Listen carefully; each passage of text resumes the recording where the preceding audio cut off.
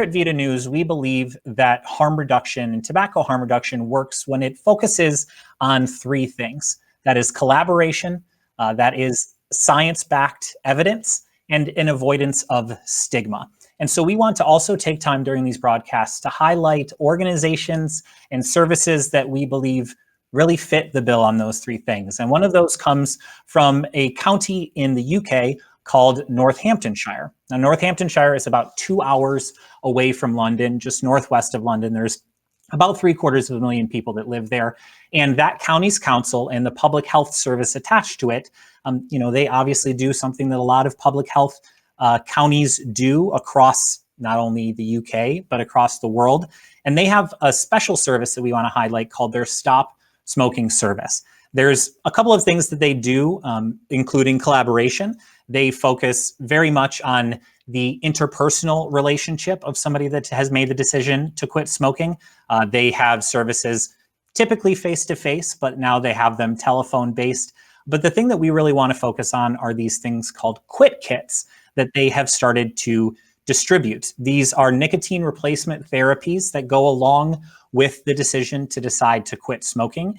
And the reason we are highlighting it is we have found that this conversation around coronavirus has brought up the idea of essential versus non-essential. And the place where a lot of former cigarette smokers and those that use other forms of combustible tobacco, they have gone into these, they don't know whether they can actually get access to the products that they are looking for.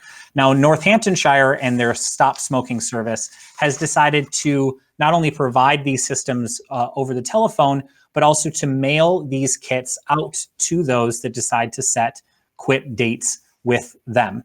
Now, the smoking prevalence in the UK is about 14%, but in counties like Northamptonshire, where there's a lot of manual labor, that number actually goes up to about a quarter of the population of those people that are working in those jobs are actually those that use combustible cigarettes. So we wanted to make sure to highlight that.